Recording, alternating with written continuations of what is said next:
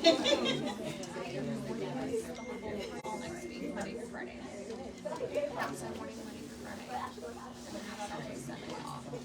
Saturday, Sunday, Monday off.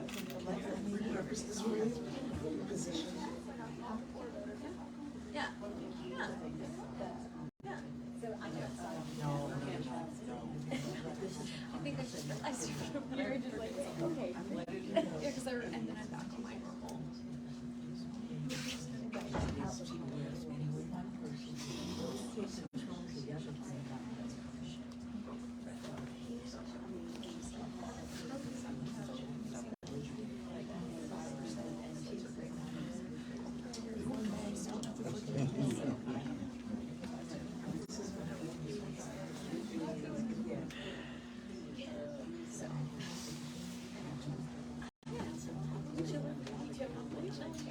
Honestly, though, it's like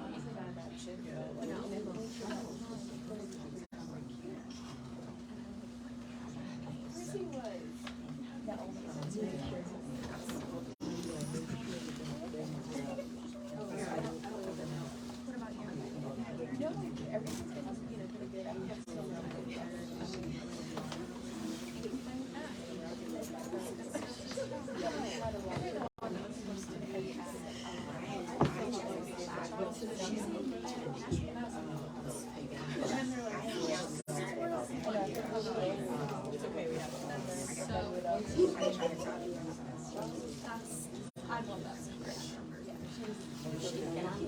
And then they were like, oh my god, I didn't know what that long was. Hi, Jackson, I'm upstairs. I came in the back door. Okay.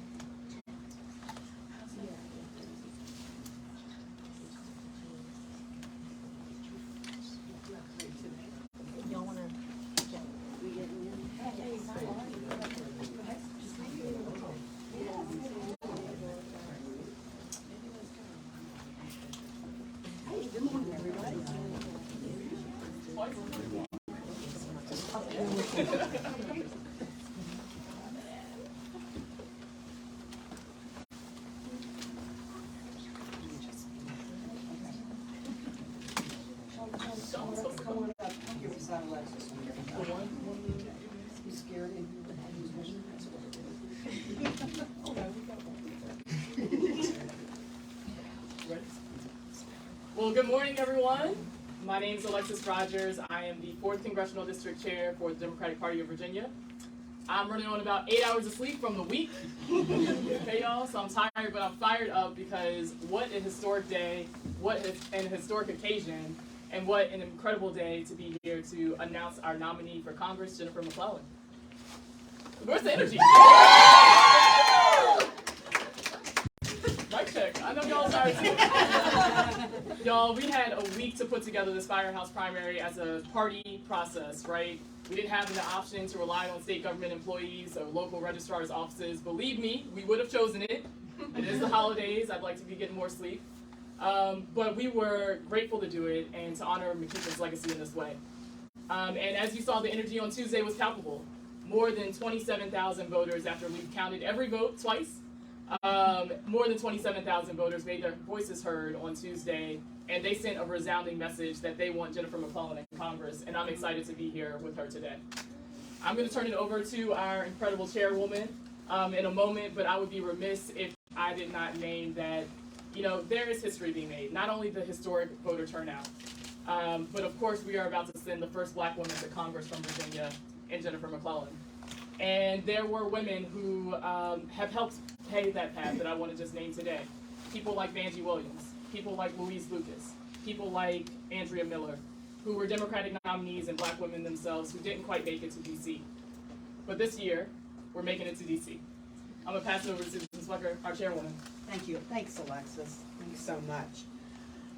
Good morning, everybody. It's nice to see many of you that were here yesterday. I hope you got a little bit of sleep. It's not lost on us that yesterday was the winter solstice, the longest night of the year. But as the Book of Psalms says, joy cometh in the morning. And boy, is my heart full of joy and pride and just sheer happiness at watching democracy in action.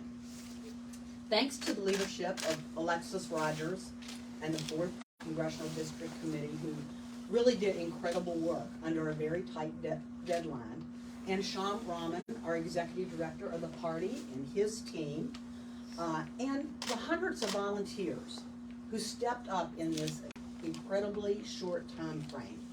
We had a record turnout and a fair and transparent process to elect our historic, or nominate our historic Democratic nominee, Senator Jen McClellan. Alexis used the word historic. That's one we're going to be using a lot. You know, it's historic nominee, historic turnout, historic levels of enthusiasm, historic number of volunteers. Probably should have had a bingo card to play historic game. I'd say drinking game, but maybe it's a little too early for that yet this morning. But seriously, just as importantly, we are a united Democratic Party, bolstered by this record turnout.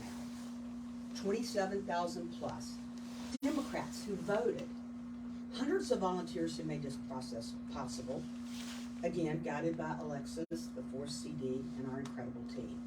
So if you didn't know them before now, and Liam here with the press, you've gotten to know, I know you know them today, and I'm incredibly grateful for their steadfast, unwavering leadership. Can you tell we're united, excited, and proud? Now, like those standing here with me today, this is also a bittersweet moment because we are sad that we lost an incredible leader in Donald McKeithen, somebody that Jim was very close to and a mentor to her. Less than 2 weeks ago, thousands turned out for his memorial service.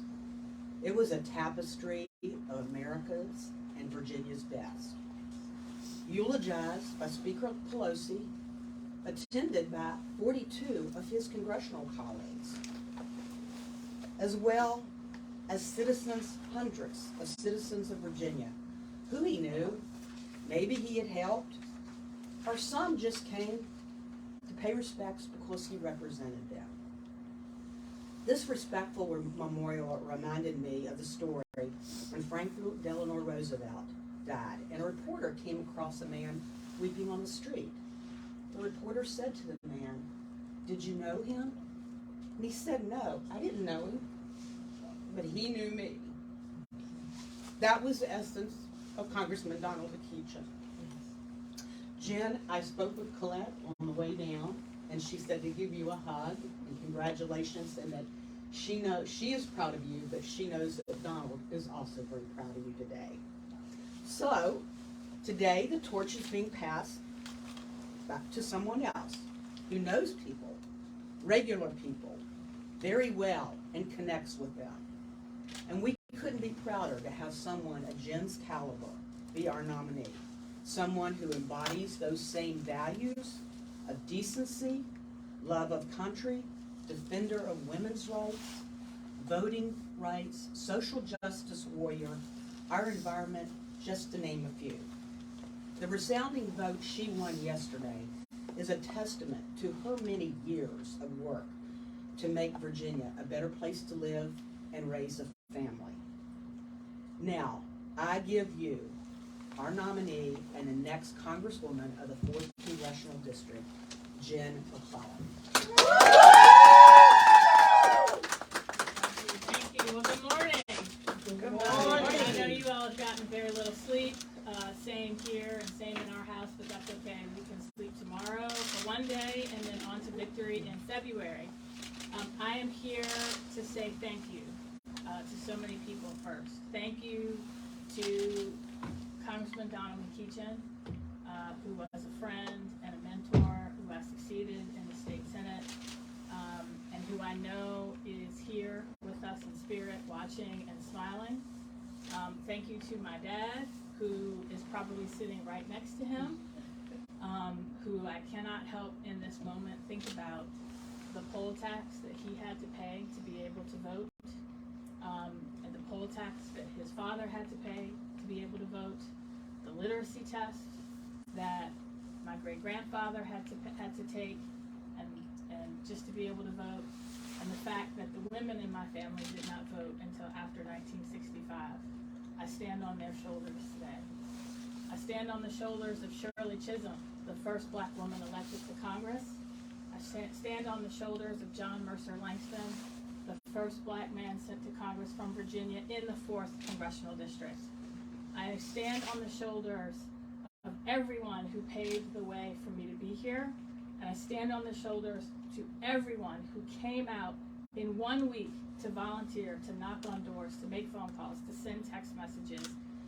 Grassroots supporters, local, state, and national elected officials, current and future colleagues, my family, so many more. I'm here to say thank you. I'm here to say thank you to David Mills, Samantha and Jackson, my biggest cheerleaders who are watching at home, my mother, Lois, who is watching at home.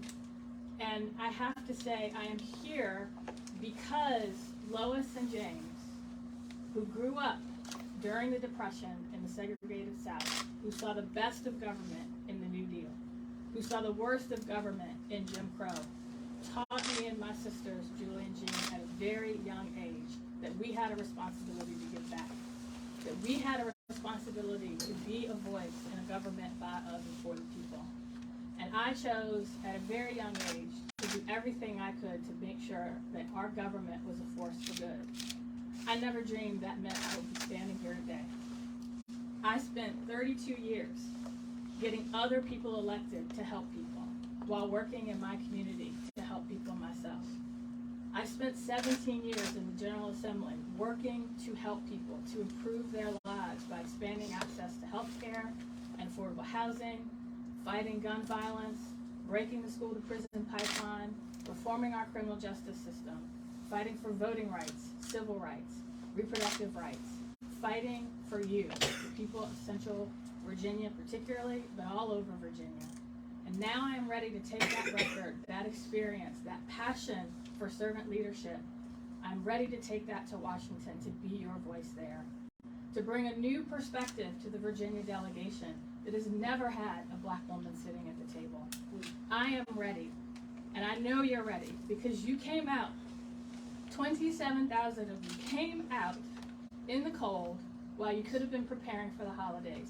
You came out because you care about a government that will work for you. You came out because you were used to and praised the servant leadership that Donald McKeechin brought to this district. You came out because you want a warrior for social justice and environmental justice, just like we had in Donald McKeechin. I'm here to say thank you, and I'm here to say I need you to do it one more time. We've got another election on February 21st. Early voting starts, I believe, January 8th. I I know it's the holiday season. 1 week from today is my 50th birthday. Oh, wow. 1 week from today, my 50th birthday, I'm ready to begin a new chapter serving you. I need your help to do it. I'm ready to go. I hope you're ready to go too. If I've forgotten to thank anybody, please blame it on the fact that I am operating on 30 hours of sleep and not because I am not grateful. I'm sure I'm going to remember somebody after this. Every single one of you watching and those that are not, thank you. On to victory in February.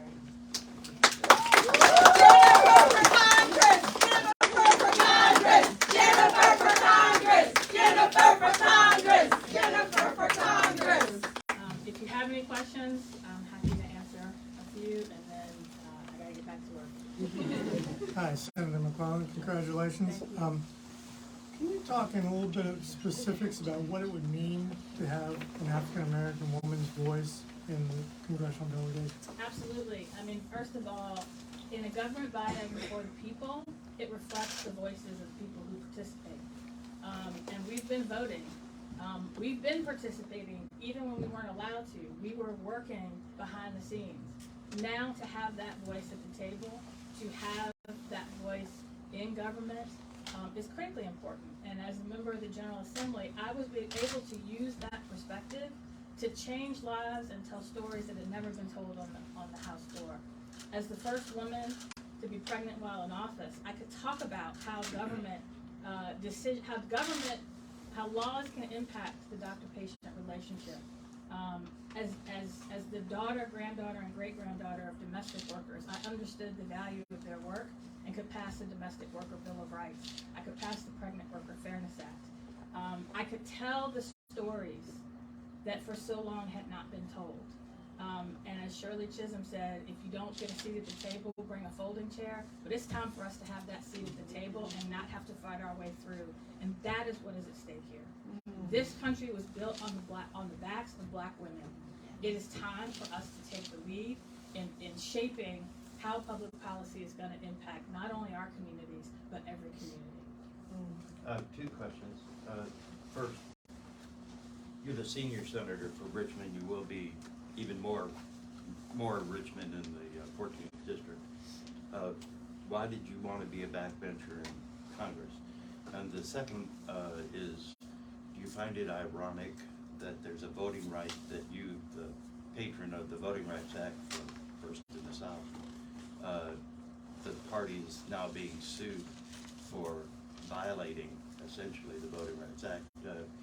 The lawsuit claims that the number of polling places matches a Supreme Court decision which outlawed, I think it was Texas. But it may have been here. Do you mind identifying yourself? Jeremy Lazarus, Free Press.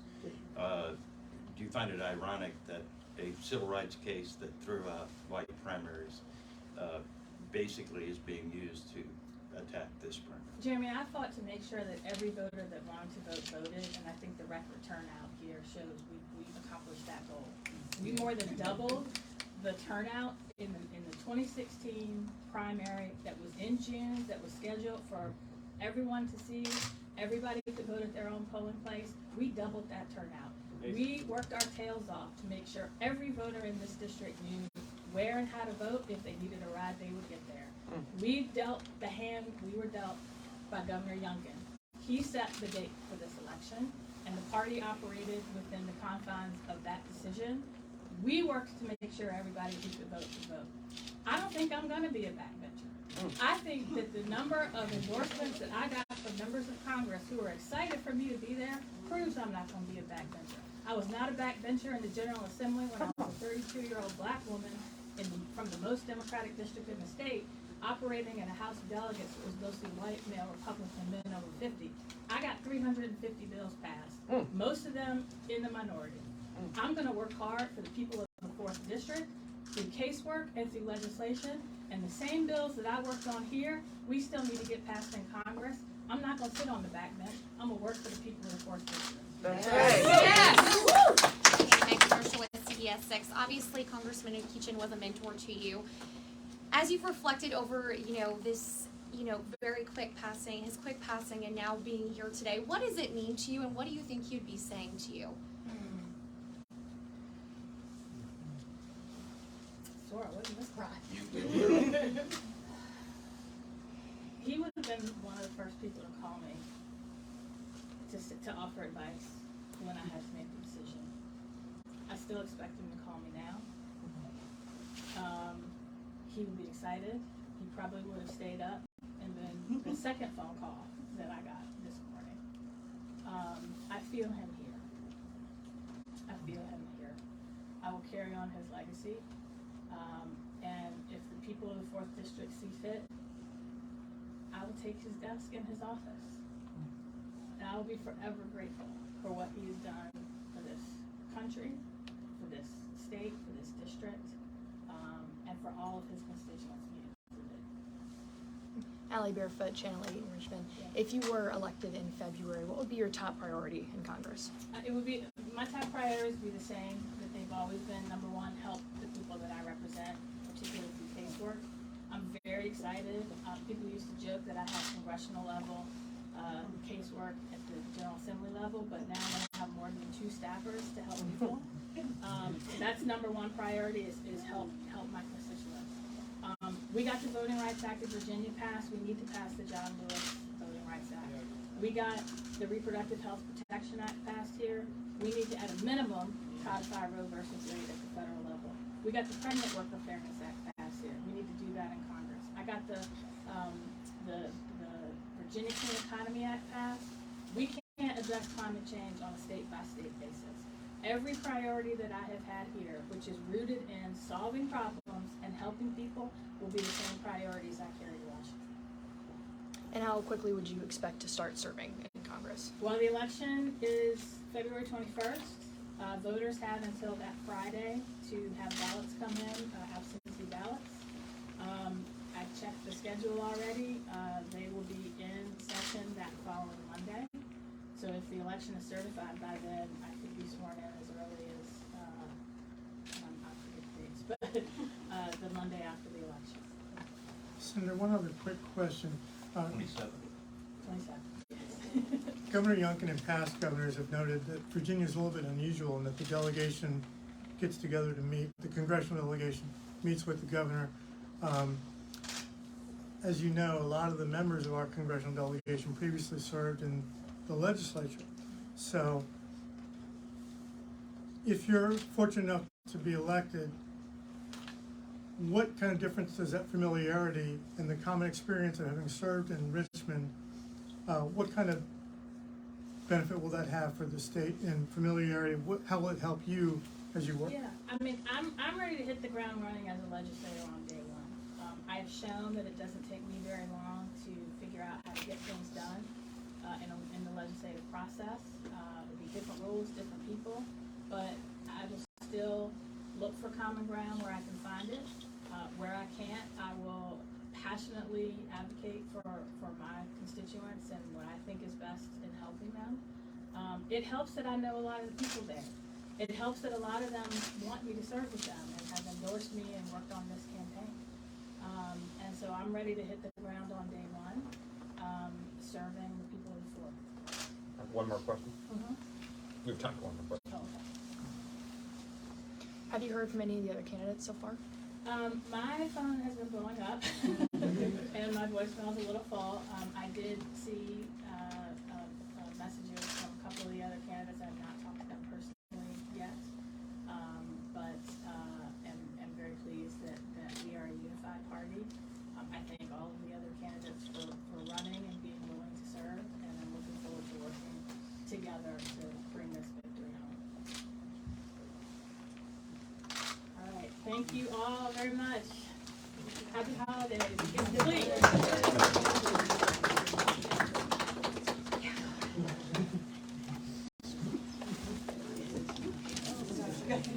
I'm Andrew King from Congress staff. Yes, sir. Good to see you.